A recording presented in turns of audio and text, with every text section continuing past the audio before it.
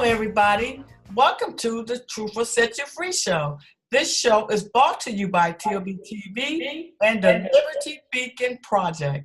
I'm your host, Linda Diane Wattley, and I have a very special guest today. And I have to say, Veronica Drake is her name. And she is a person that is so current, so busy. She is really doing something now. I don't know what it is she's doing, but she's doing something right now because she's that spiritual. She is giving. I know she's giving because she's a giver. She's an entrepreneur. She's a speaker. She don't say she's a motivational speaker, but I say she is.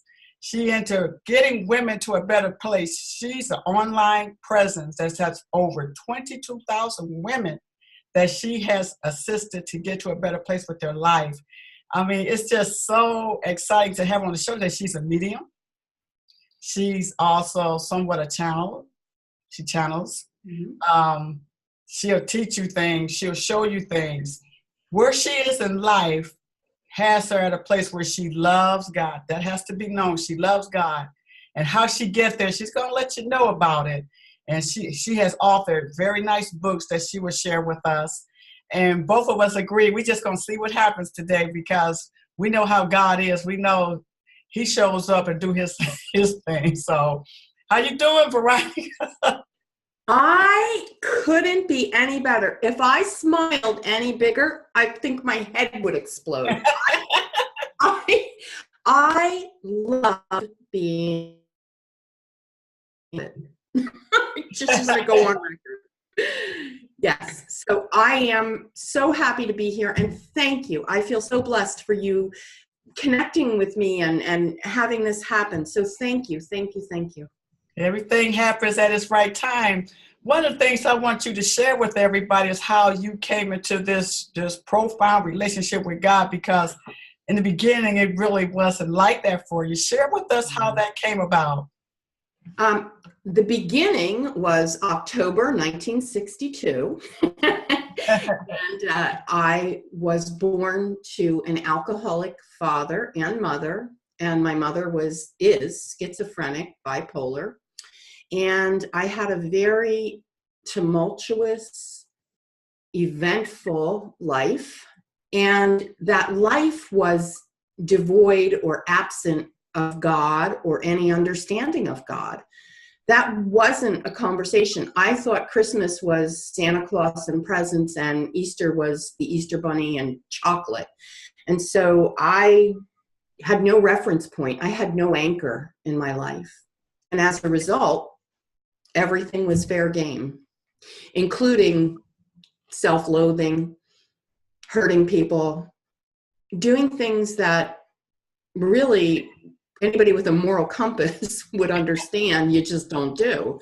But I didn't seem to have that.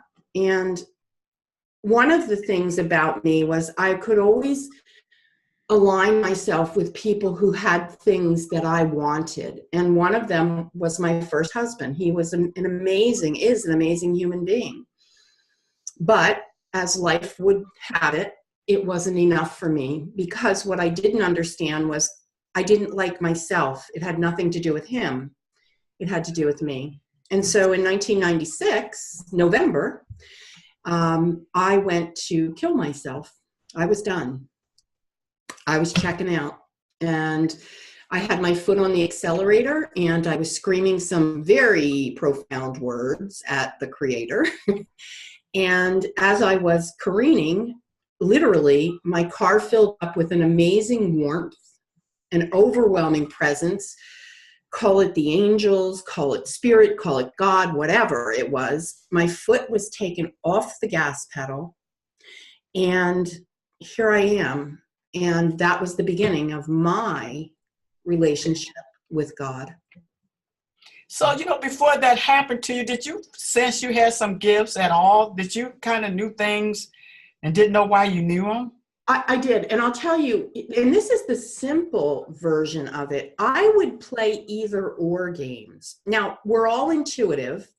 And I know that God doesn't give me more than he gives you. He gives us each equal.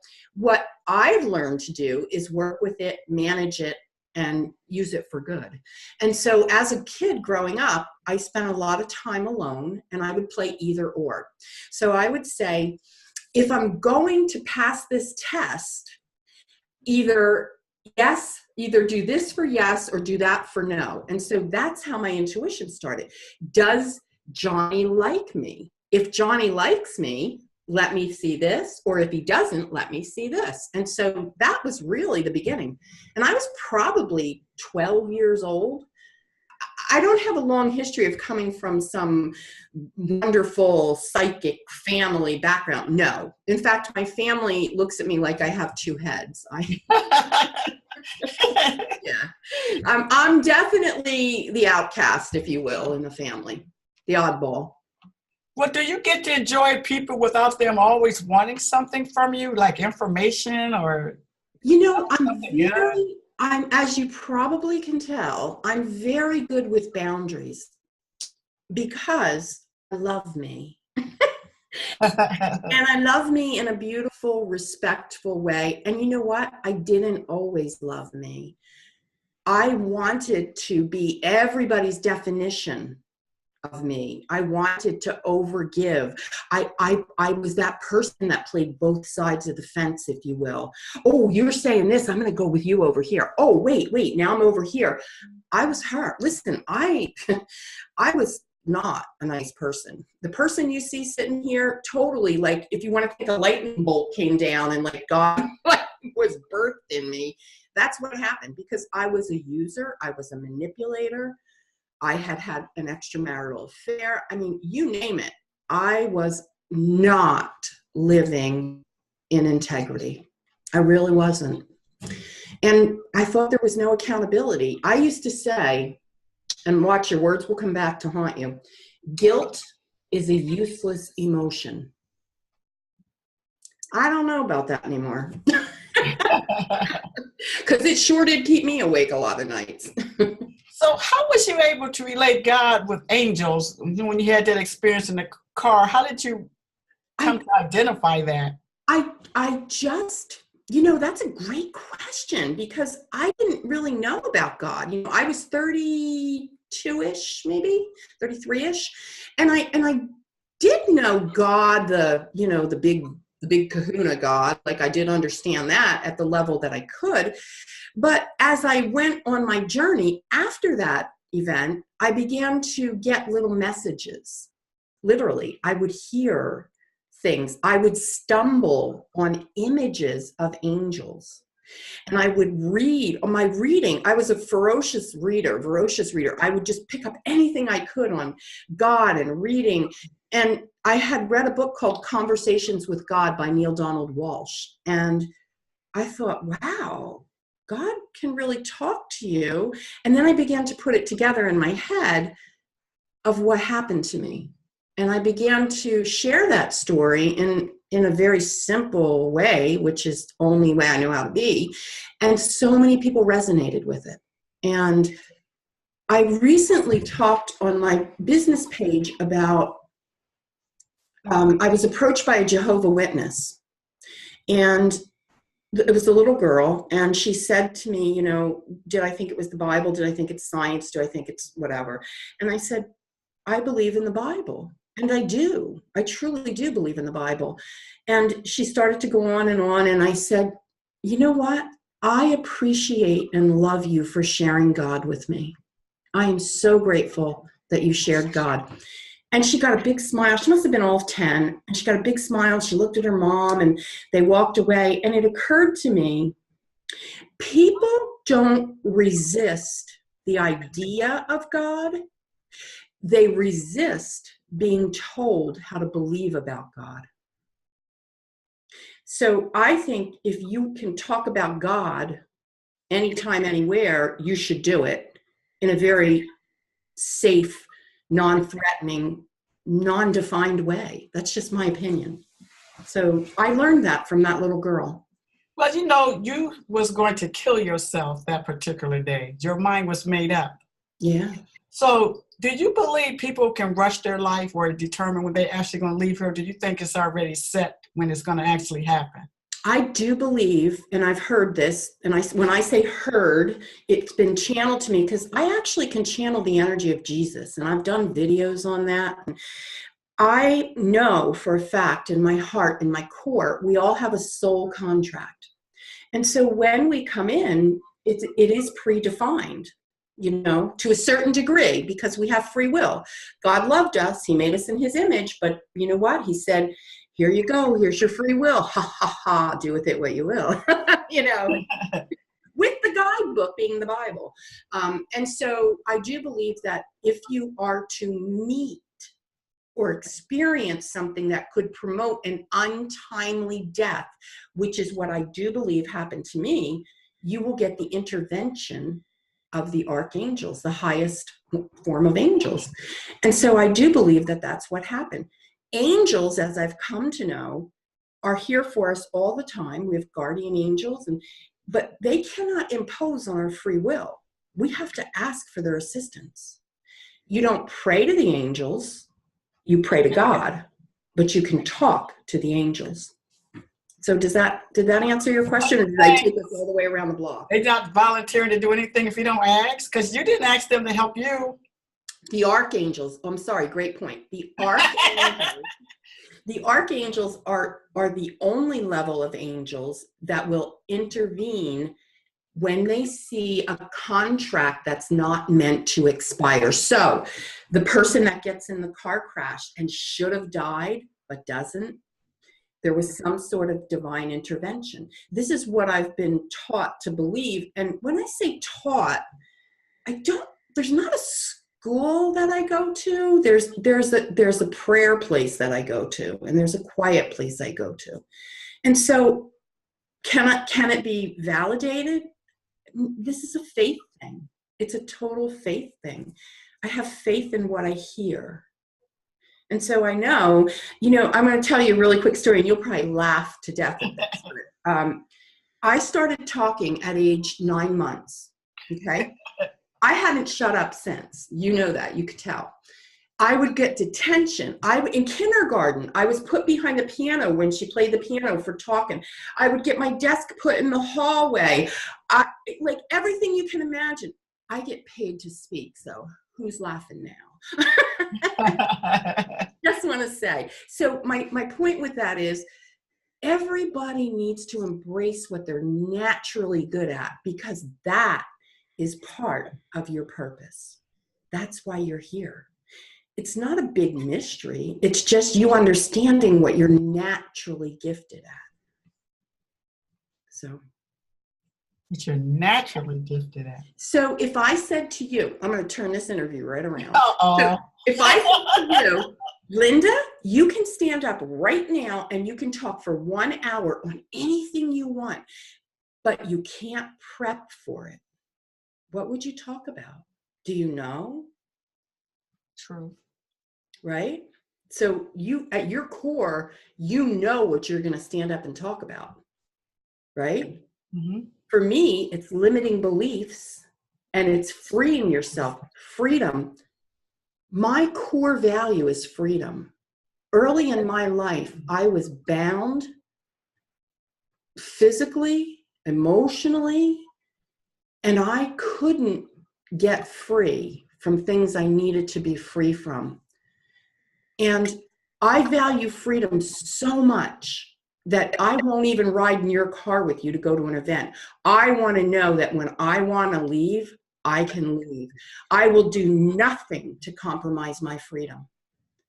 And by living up here, I keep myself chained when I stay with these limiting beliefs. So I learned how to break them and dismantle them, because to my core, I am freedom.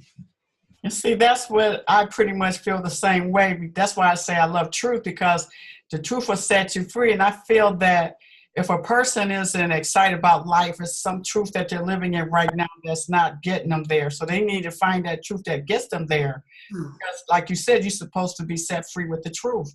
Amen. Pretty much saying the same thing. Amen. And do you agree that there's personal truth and then there's universal truth? Definitely, definitely. Because personal truth is subjective. What might be true for me totally may not be true for you. But universal truth, we're all created equal. So, And you know, like you was talking about, Jesus has come into you and you have spoken. It seemed like to me that was something that, like, okay, is this really happening? Because you accepted the rest of them a little more. listen, Less reluctant. I've got goosebumps. I got goosebumps when we say that. And listen, I'm going to tell you, I get freaky weird about Jesus. I love Jesus so much. And I am so grateful for the energy and the being that was Jesus, because guess what? We don't need to look anywhere else for how to be a good person. That's it. Pure and simple. And see, a lot of people wouldn't expect for anybody here on this planet to be able to have that experience because they have him like separate from everybody. Yeah. Well, what you'll find interesting about me, I'm 55 now, and at age 53, I chose to become a Catholic, a practicing Catholic. Now, a lot of my clients are running from Catholicism. I will say this, don't send me hate mail because I ain't going to read it, but here you go. I a la carte my Catholicism. I take what works for me, and I take what works for me from Hinduism, from Buddhism, from Allah. I just a la carte. I do. But when I go to Mass and I sit in Mass and I see the Christ hanging on the cross, and literally Jesus has met me, figuratively, literally, when I feel that energy, I sob in the Mass because I feel the power of Christ. Forget religion. Forget it. I don't care what you label yourself as. Jesus Christ was an amazing human being who walked the earth and forever changed everything. That's it. That's it. That's all listen, if we could teach our kids that instead of these baseball players, but that's a digression, and we'll get there. We'll get there. Because I like to even just to name Jesus. Oh. It has its own power just to name itself, whether you're in a religious state. I mean, it has its own power, its own vibration. Totally. You know what? It totally does. And so when I channel Jesus, and I have some videos on my YouTube channel where I'm actually channeling Jesus. Here's the thing about me, and I don't know why. I don't get weird. Oh, I gotta watch what I say. I don't do weird things. I don't howl at the moon, and I don't shrink heads, and I don't boil chicken bones. I'm kind of really normal, other than I talk to Jesus regularly. Well, I guess we all should. But when I channel someone, I don't go like this, and I don't get like that. I don't do that. It's literally like this. If you were sitting next to me and you were, it comes into me and out of me. And it's that simple. I don't get no weird affect. I just don't. It doesn't work that way. And when you listen to these messages with Jesus, very profound. I listened to some of them. Yeah, very profound. Yes. And he just want us to realize how connected we all are. Totally.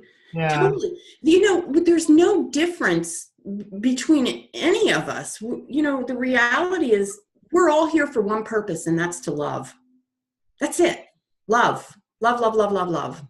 So why do you think we have so many mental illness invested in the world right now? I mean, that's all you're hearing about is mental illness. It's sad. And having grown up with it, literally visiting my mother in the mental institution, state wards, seeing her after electric shock therapy. I mean, I've visited it firsthand. I understand. I think that it has become more pronounced, and because we're coming out of the closets a little bit more with it, it's becoming a little bit more acceptable to talk about it. And I think it's perpetuated by our lack of love. I really do believe that.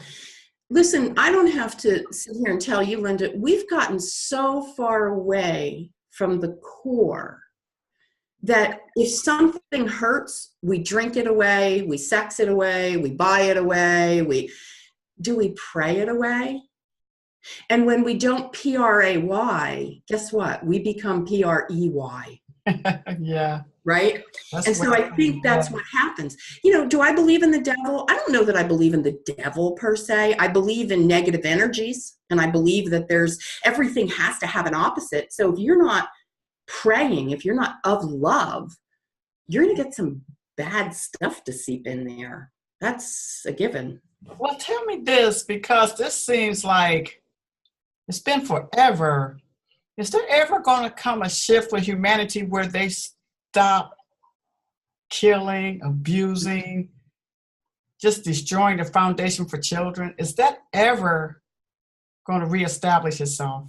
So let me help you maybe understand my perspective of it, because before I took this journey, obviously pedophilia is horrible. Child being murdered is horrible. There's so many horrible things. When you look at it from the perspective of a soul contract, meaning the soul has come in to learn something. Now, the Hindus will tell you that the soul keeps coming back until it gets all the lessons it needs to learn, right? That's the Hindu way. I'm somewhere in the middle of all of this, but so the soul comes in and if, this is a big if, and I'm still going to be honest with you, I'm kind of don't know where I belong with this either. If you believe in reincarnation, if you do, then you don't know what you're making up for from the last life. So that explains it a little bit, okay? It's a big pill to swallow, right? Because those of us that read the Bible and we're Catholic and we do, there ain't no reincarnation. You're going with the Father or you're going down there. I'm somewhere in the middle. Wow. So, just like that in the cancer, it's just certain things that's going on that's like on a large scale with humanity. So let's make it energy. Everything is energy. So when I walk in a room and I go like this and I'm happy, it's contagious, right? When we walk around and we go like this and we say, I'm going to get that person because it's contagious. So we live in a very angry, entitled, self-centered, self-centric society. I'm sorry, we just do. I can see the opposite of it and I know that it's there. But when you have a negative energy and a positive energy, 9 times out of 10, you're going to come down to the negative energy, So we have to be the light in the world, that we're out there shining and being that light so we can raise vibration. When we vibrate at a low level, we activate cells and we create dis-ease in the body. And really, we all have these cells in us. And as they're activated with this heavy anxiety that we'll call stress, it creates diseases in the body. And I was just getting ready to say about anxiety and stress, because, you can have a time when you're just going about your everyday life, and then all of a sudden it's just almost like you become demonic. That's the way I can describe it. You have all these negative feelings and thoughts and unjustifiable, poor me. Just a beat down. Do you have a certain different time before you get punished for that, or because that's not really you, but it's there? Do you get punished for that? I don't think there's a certain amount of time, but I think we all have the option to course correct. Because listen, trust me, people email me all the time and they say, oh, you have the perfect life. And no, I don't. They think birds are singing on the windowsill. I got bird poop on that windowsill. I got the same thing y'all got, but it's a way that I choose to, hear me say this, manage it. Okay?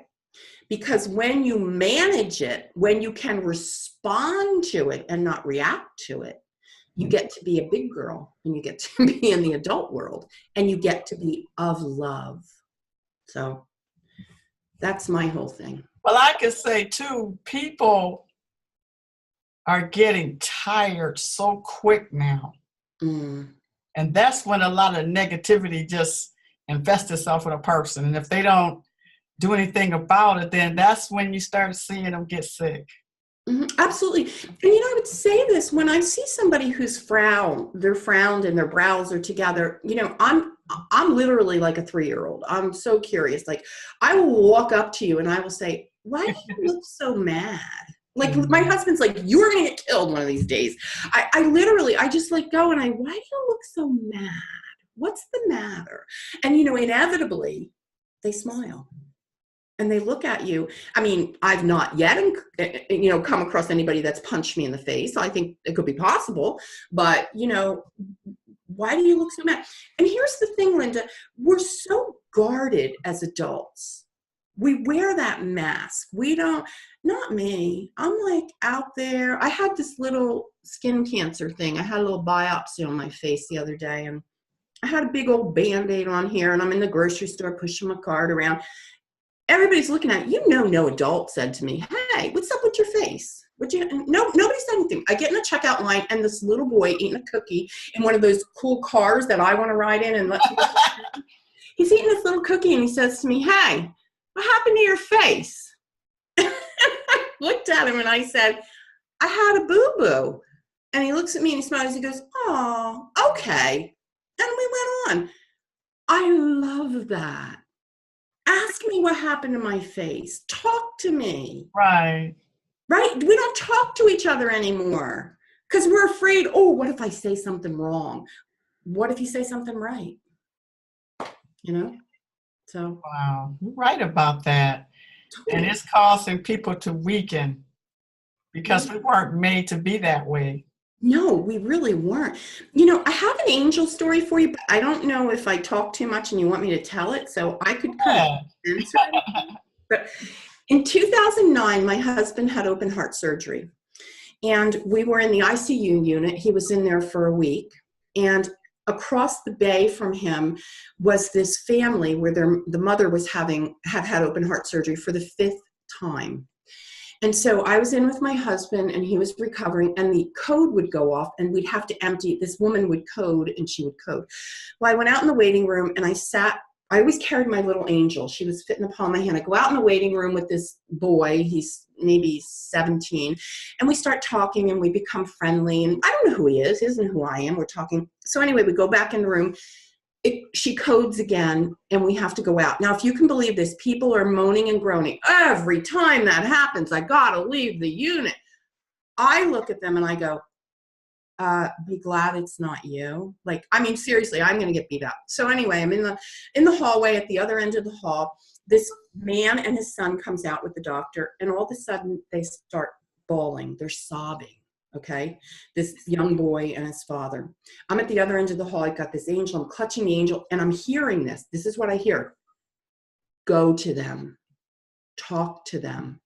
And I'm like, oh, hell no, I ain't going down. Like, what are you nuts? They're probably being told their loved one's dying. And I've got this angel, and I'm not kidding you. It was like I got scooted. I walked down this hall, and I thought, I'm going down the hall, and I'm going, what am I going to say to these people? What am I going to say? I get down there. The doctor left. The boy is sobbing. Okay, the father's sobbing. And here's me. Like, they don't know who I am. Something took the boy's hand, lifted it up, and I put the angel in his hand, and I closed his hand, and I said, God bless you. You have an angel with you. And I walked away. Fast forward a day later, she dies. I can see her from my husband's room. The machines go off. She dies. This kid turns around, makes a beeline, and runs right over to me, right into my arms. Didn't know him. So later on that day, the father comes up to me, and he says to me, sobbing, he's crying, and he said, I want to tell you something. He said, I never believed in God until you put that angel in my son's hand. And wow. Is that not a powerful story? Wow. So, honey, you don't know what God has planned for you and how you will change and affect or impact someone's life. So take a chance.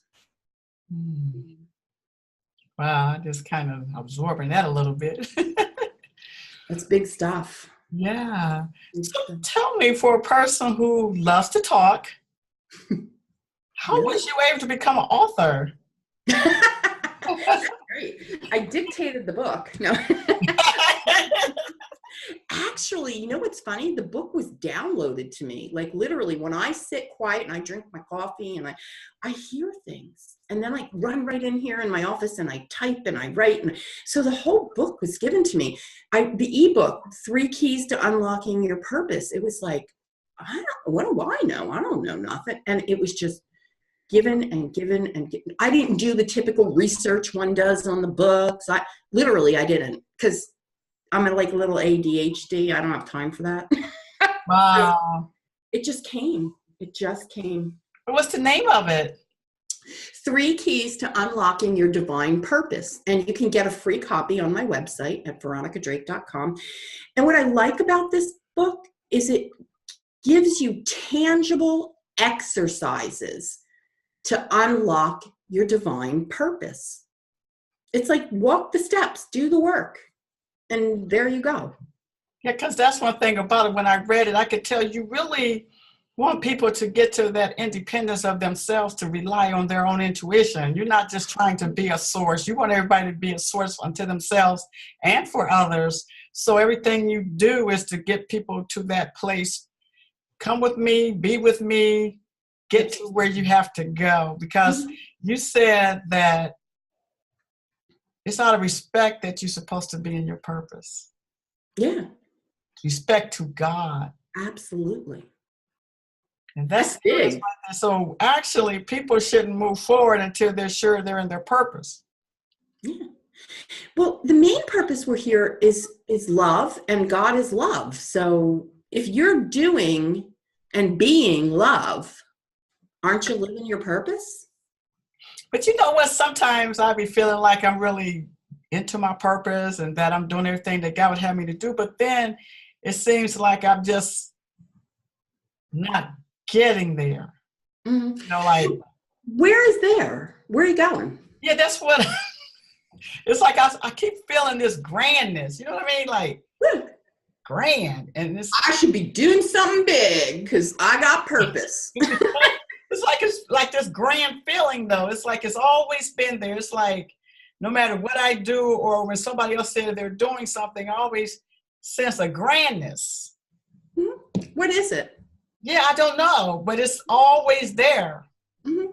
Like, and then when you're thinking you're walking through that door, then you find out that that grandness is not overrunning. You know, you just taking baby steps. You thinking you leaping and bounding, and they just little baby steps. Absolutely. But isn't that all part of the journey? People think that they have to get it right away. And I have this itch I can't scratch. I know I'm meant for more. Are you enjoying, embracing, and giving gratitude and living in grace for what you already have? That always follows too, like when you feel like you have that moment when you question your scale of things, like you're being ungrateful, but I don't really feel like you're being ungrateful. You just have a certain expectation. I mean, is that wrong to have that kind of expectation? Help me understand what you're saying. What kind of expectation? It's like if doors open, you be feeling like reaching the multitude. That's, you know, like God wants us to succeed. right. I crack up when people say to me, if you're so spiritual, why are you taking $175 an hour to do what you do? Because, honey, God wants me to eat. He wants me to move my ministry forward. And he wants me to share the message. And listen, I got to pay for education. I got to pay for a marketing department. I got to pay. So that's what I say to that. God wants us to prosper. God doesn't want us to be gluttonous and not share it, because I am very philanthropic with my money. And I'm not going to, I have very charities that are near and dear to my heart. And the more money I make, the more money they make. So it seems like to me, people feel guilty when they expect more. I was going to say guilt's a useless emotion, but I think I canceled that one out. So, that's an interesting thought rather, because that's a story that somebody's telling somewhere in their head. What makes you feel guilty? Like you're being ungrateful. Well, I'm not being ungrateful. Well, I know what you're saying, but so here's the thing. I can take something from you, right? And I can just walk away, because people do it every day. They take your stuff and they walk away from you. You don't get what you expect, blah, blah, blah. Or I can take from you with love, with grace, and I can give you back tenfold. And that, to me, is a relationship, a reciprocity. That is a relationship of love.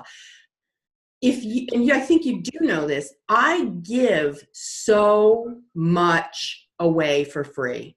Me too. Right? We do, because we know that it's going to come back around.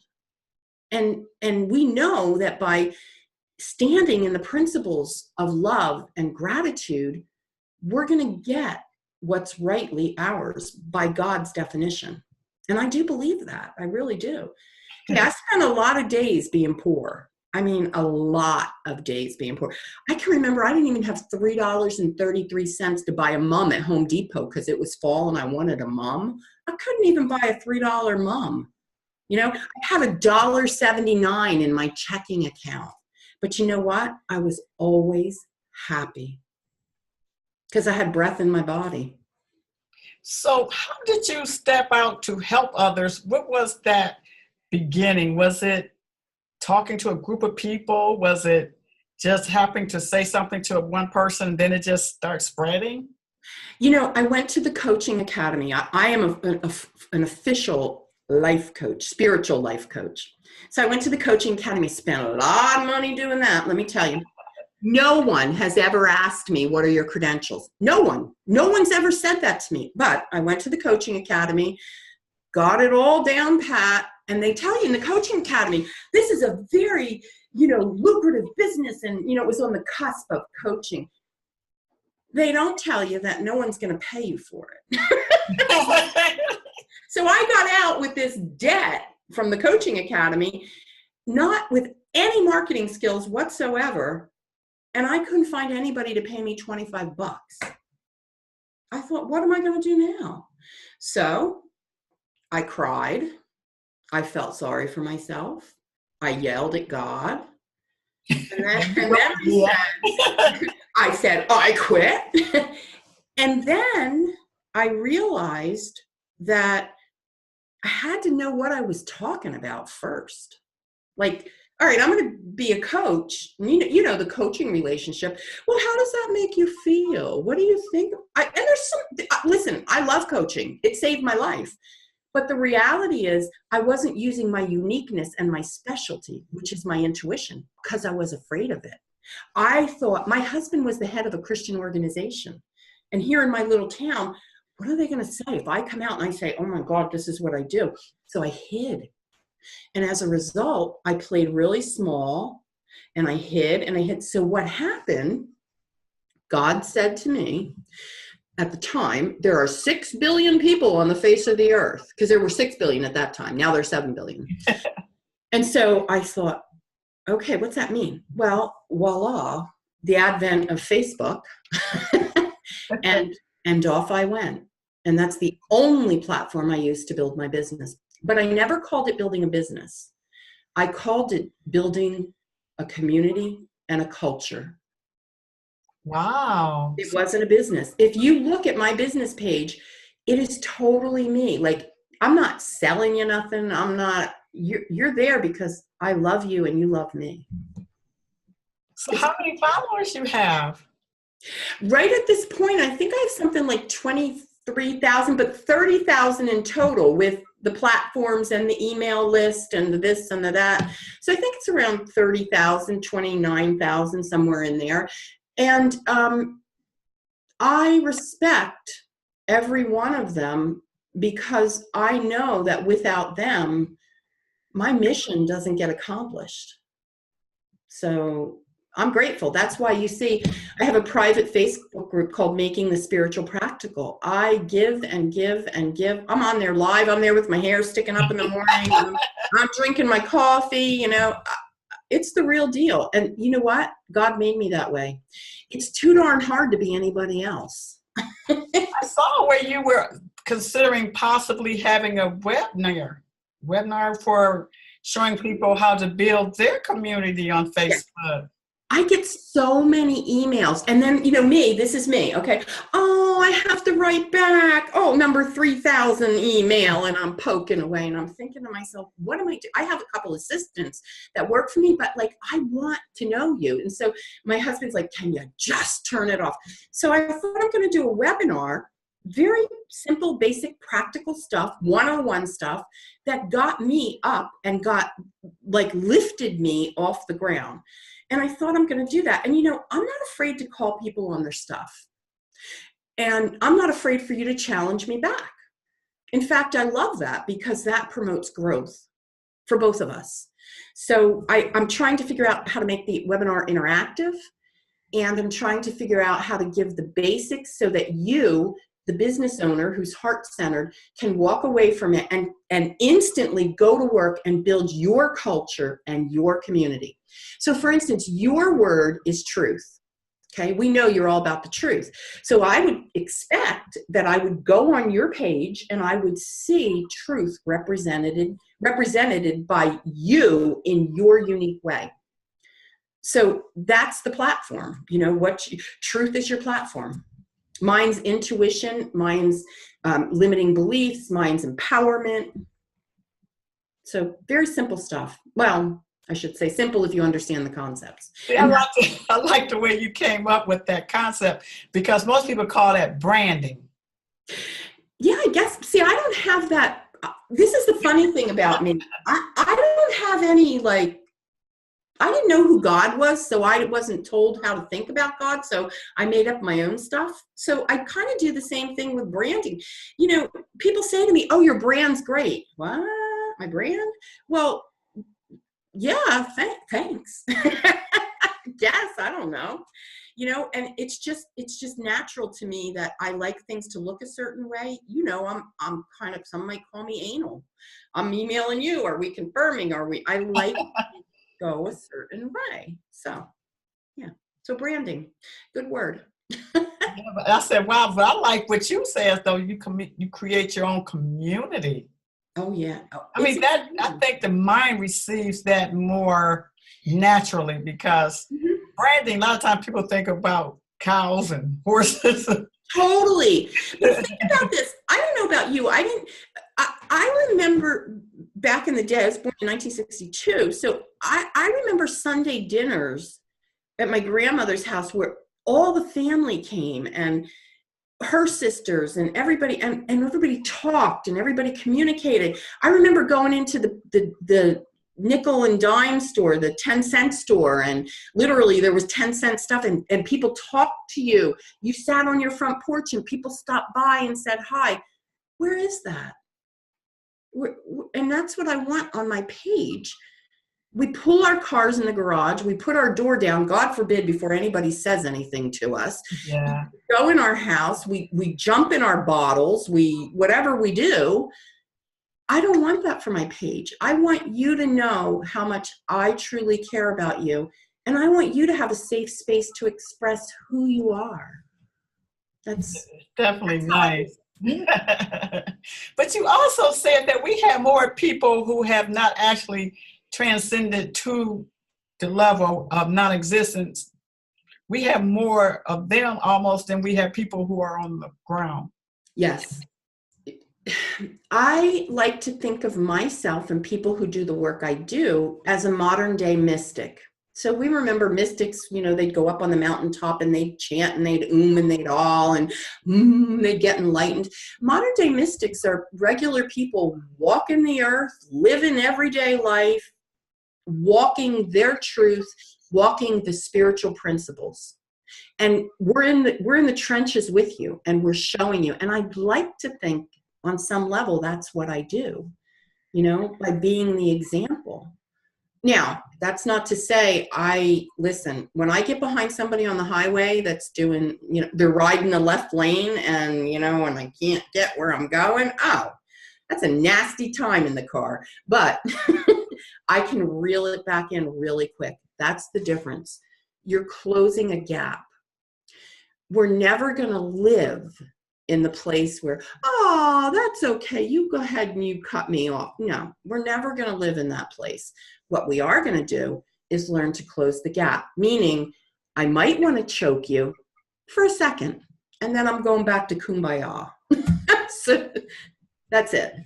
But I mean, you were saying like when people die, everybody has not gotten to where they was going. You were saying that so many of them are still like drifting around in the spiritual realm. Oh, okay. So reincarnation. So, the soul, I do believe that the soul, we leave the body. I actually witnessed it a couple of times. My father-in-law in this very room, I could see it, his eyes, and then I could feel the essence, the energy of him going, and then just the dead look. Like the soul went, the room temperature changed, everything literally changed. And that soul goes up to, we'll call it Soul House. And, and it's up in Soul House, and does it get its orders right away? Does it hang out there? The big question is, what happens to me when I die? People are terrified. What happens to me when I die? From energies I've channeled, and I work with Channeling Eric. I'm one of the featured mediums on that YouTube channel. Eric is a 20-year-old who took his own life and who speaks to me regularly and gives me insight. His mother wrote a beautiful book about the afterlife, which Eric dictated. And it's kind of like life here, but without the humanness, if that makes sense. We can still process things. We can still see things. We can still feel things. And we're just kind of hanging out until our time comes up to reincarnate, for those souls that reincarnate. Now, remember, over there, up there, wherever you think it is, there's no such thing as time. Time is a human thing.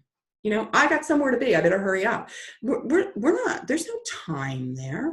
And when I see energies, and I do, and I give you evidence that I have Grandpa Joe here, I can tell you, I see them at a certain age, which is not always the age they pass that. And I can describe, Grandpa Joe's here, he's got this, that, and the other thing, and he's probably about 32 in this image. And then I can hear messages from Grandpa Joe. And if you've got a good medium, they should be able to give you 3 pieces of evidence that can solidify that they have Grandpa Joe. I like to give an age that they passed away. I like to get the condition that they passed away from.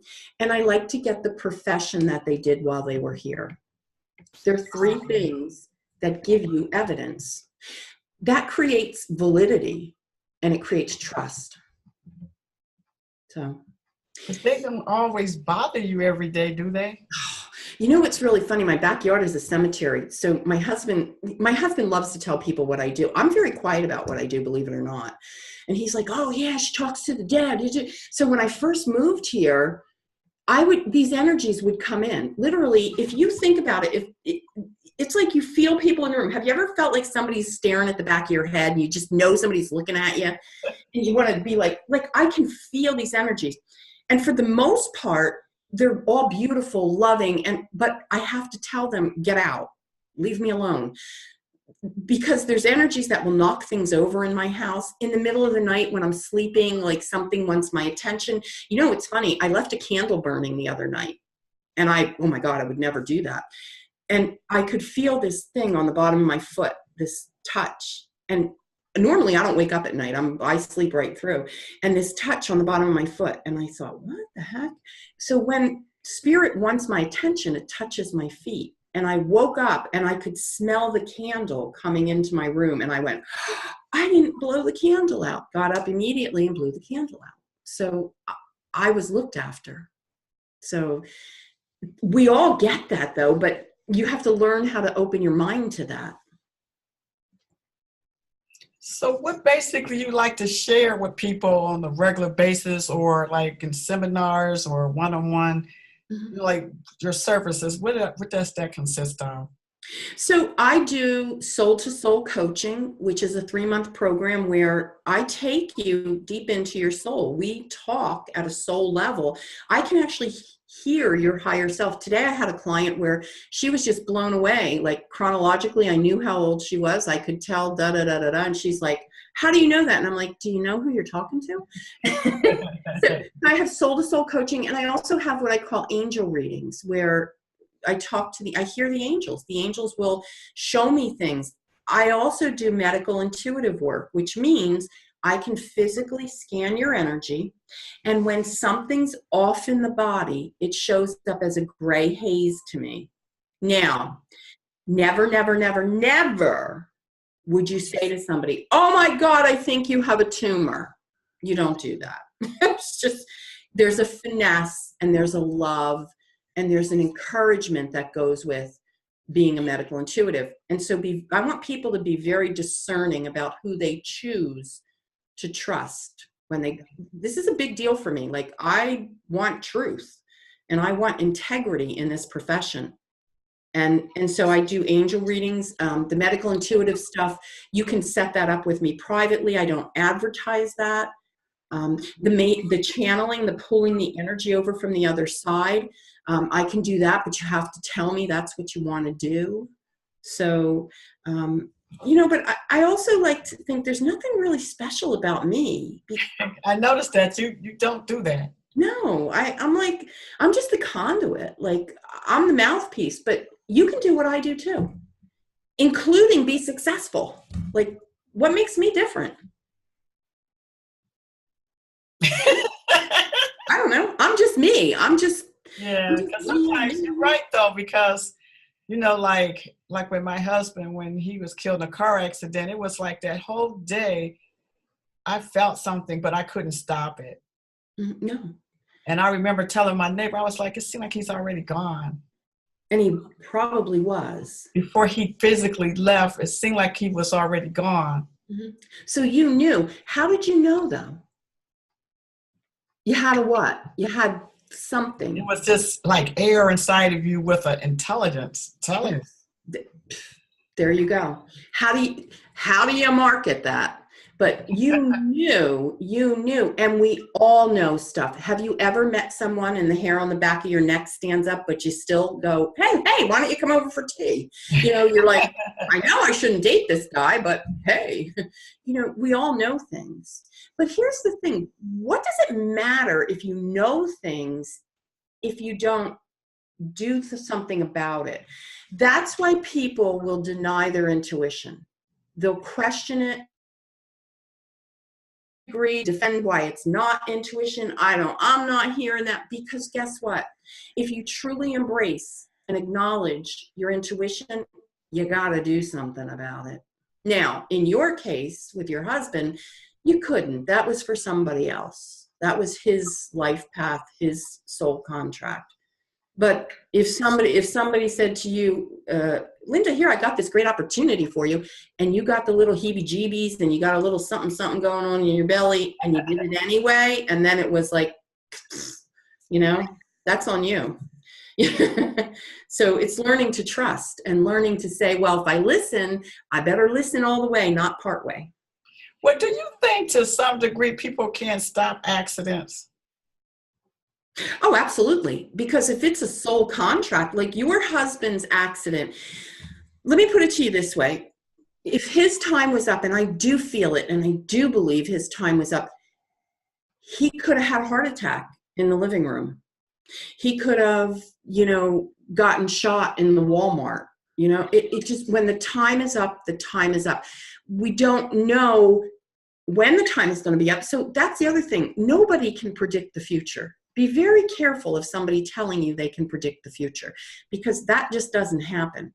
I can feel things about your present energy, but I couldn't have said to you, gosh, you're going to lose your husband in, whatever year you lost him. It's not like that. But his contract was up. So however he was going to go, maybe it was predefined, maybe not. he just happened to be in the situation he was at the exact moment it was time to be up. You see, the reason why I asked that question about accidents, not even just car accidents, it just seemed like something happens in the atmosphere, like it just shifts things. Like, just like people can't tell you exactly what happened when an accident take place. It's almost like it's like dimensional, like some kind of shifting. Well, yeah. You can't control. Mm-hmm. It's like you just lay it up to it. It's going to happen. You just make sure you be there because it's going to happen. So take the biggest accident that we as a nation know, 9/11, okay? Well, accident, not an accident, we know that, but how many stories I heard of people who said, I was supposed to be in the tower, but there was intervention. They didn't call it intervention. I mean, maybe in hindsight they did. They missed their train. They couldn't find their keys. Their kid was sick, their sitter didn't show up. So then take it one step further. So here's a guy that was supposed to be on the plane that blew up. He wasn't on the plane. I got by. Well, no, you didn't, because you were on the plane that crashed in Queens. So do you see what I'm saying? Remember a few days later, there was that little plane or the big plane that was in Queens or somewhere in New York that it crashed. He was on that plane. Wow. So you tell me, you missed your flight for 9/11, but 9/14, nah, not so much. You didn't miss it. You're not going to miss it. When it's your time, you're not going to miss it. So that's. It doesn't even have to be death. It could just be a certain experience getting ready to come into your life. Yeah. And everything is an energy. So I think you're absolutely right. When something imminent is about to happen, we get that weirded out feeling, we get that vibe, we get that energy going. You can tell when you're around something weird, like it's something, you might not be able to explain it in words, but something feels off. Shifting, I call it something is shifting. Beautiful. And that's exactly what it is. Energy is shifting. Yeah. You can't stop it. No, not at all. So. Well, tell us a little bit about your book that people can get on your website. That'd be something for them to go and see how beautiful that website is. Oh, thank you. It's veronicadrake.com. And I like to encourage women. I mean, I do work with men also, but I encourage women to release their inner badass. So the inner badass is that piece of you that embraces who she is. She doesn't see her flaws. She sees her power. She sees God in everybody. And she's willing to step out and take a chance. So you can go read about what it is to be a badass and download your book. It's at the bottom of my website. You can't miss it. And my blog is on there. I try to be very helpful and informative on my blog. And my Facebook page. I've got maybe 25,000 now. I don't know. Followers, and I'd love to have you come and be part of my community. Sit on the front stoop with me. Beautiful. So Veronica, you on the Truth Will Set You Free show. Give us a truth to remember you by. The truth free. Okay, so never ever compromise who you are for anybody. Be yourself. I like that. Thank you so much for being on our show today. I am so blessed. Thank you for having me. I have a feeling we're going to do other stuff together. I would love to. Thank you so much. Take care. Bye-bye. Bye-bye.